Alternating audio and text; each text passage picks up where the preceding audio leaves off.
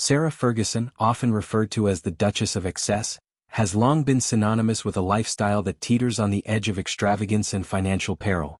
Her insatiable appetite for luxury and indulgence has repeatedly plunged her into cycles of debt that seem almost unbelievable for someone of her royal stature.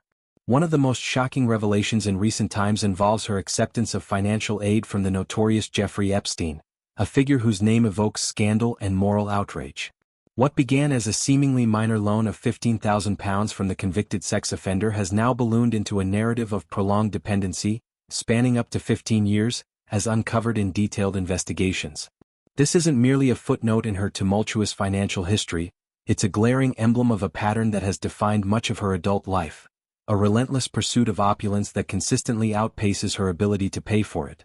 To understand the depth of Ferguson's financial woes, one must delve into the early years of her marriage to Prince Andrew, where the seeds of excess were sown. During this period, her spending was nothing short of prodigal. She lavished fortunes on an extensive staff that included cooks, drivers, maids, butlers, dressers, nannies, secretaries, personal assistants, ladies-in-waiting, gardeners, flower arrangers, and even a dedicated dog walker. Holidays were not simple getaways but grand escapades to exotic locales, complete with private jets and five-star accommodations. Parties were elaborate affairs, dripping with glamour and attended by the elite, while flowers, her particular weakness, arrived in bouquets that could bankrupt a lesser household. Bills piled up unchecked, with no apparent regard for the mounting totals.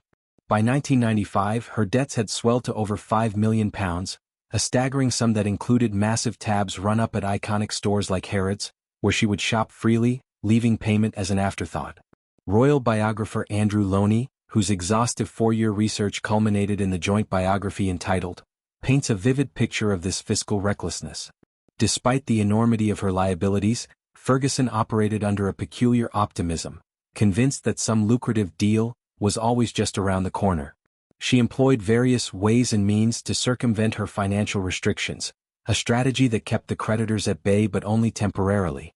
The late Queen Elizabeth II, ever the pragmatic monarch, found herself compelled to intervene on multiple occasions, dispensing six-figure sums to bail out her former daughter-in-law.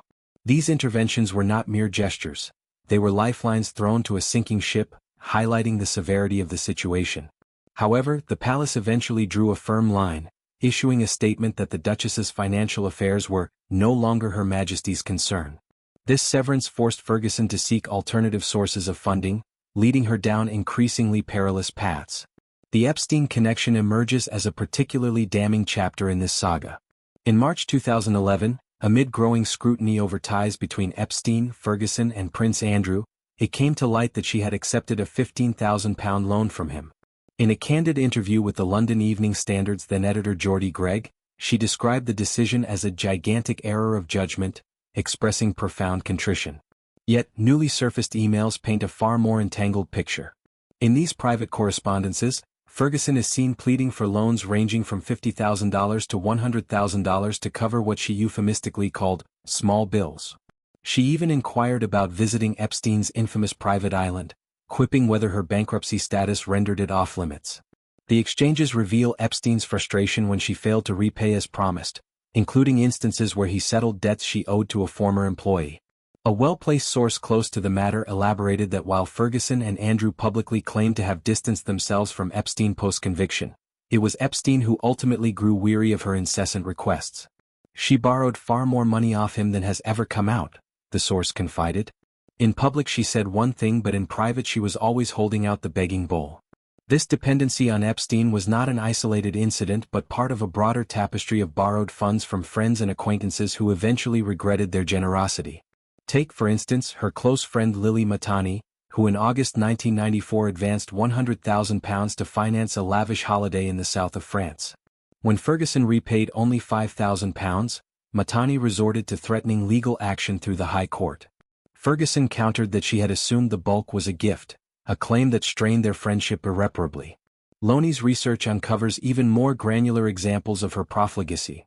£750 in daily interest accruing on unpaid balances, a £40 bill to her hairdresser from the previous autumn still outstanding, and a single month's expenditure of £14,000 at a premier London wine merchant.